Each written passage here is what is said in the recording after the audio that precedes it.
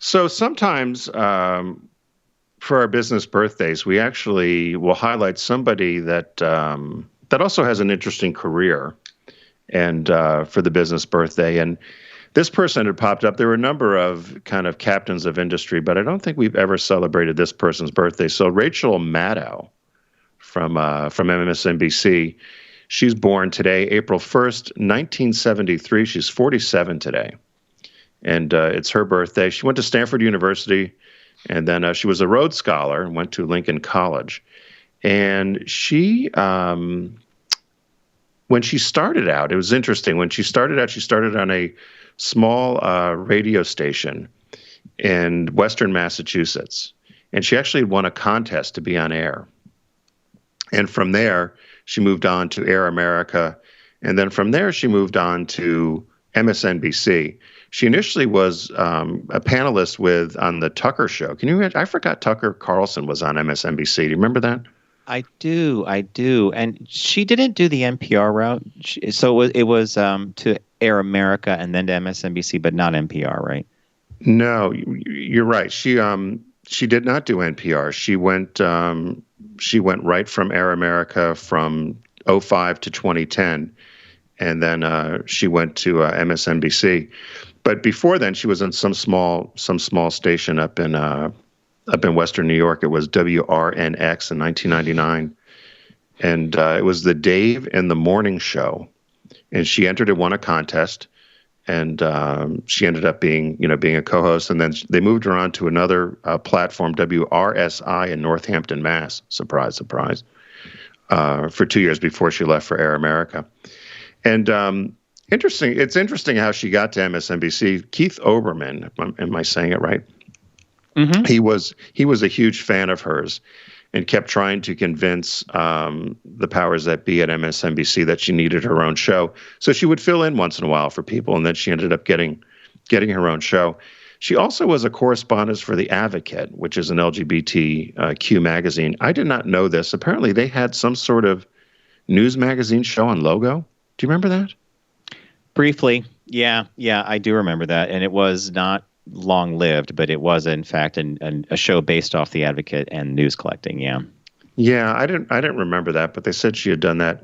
And so then when she became a permanent, she was put in the 9 p.m. slot and on MSNBC, and they said she was the first openly gay or lesbian host of a primetime news program in the United States. And I was wondering, what about Anderson Cooper? Hadn't he been out or no? No, this was in. He only came out. Well, long after she did. Let's put it that way. He did. Okay. I didn't know. I didn't know if he had before her. This was '08. Let's put it this way: a lot of people in the community knew that he was, but he never made that definitive statement until I think it was like maybe the early 2000s or something. Right. She was asked in an interview how she got, how she sort of rocket shipped her way onto the cable news scene. And they said she had a collegial relationship with Roger Ailes of Fox News, which surprised me. And she said she sought him out for technical advice, but she won't talk about it because she said, quote, "I don't want anybody else to use the advice he gave me. It was a nice thing he did for me, and it's been valuable, and it helped me get an advantage over all of my competitors."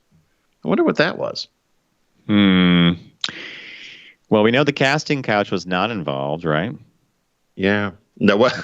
I just don't see that being something that would happen with Rachel.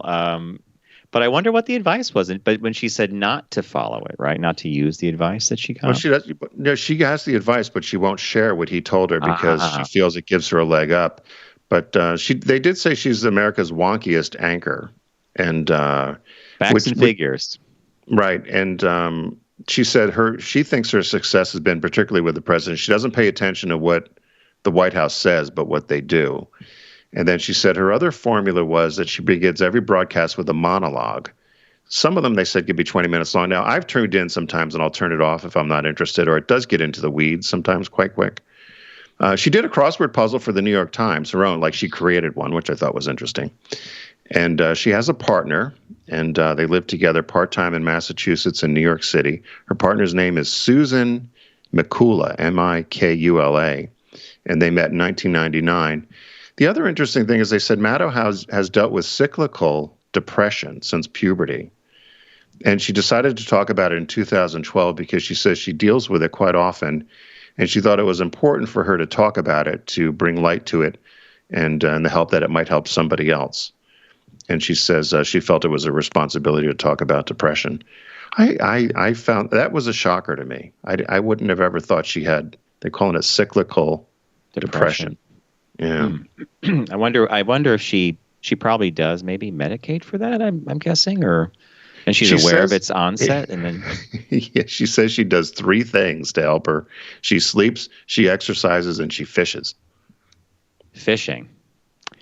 Wow. Well, she is a lesbian.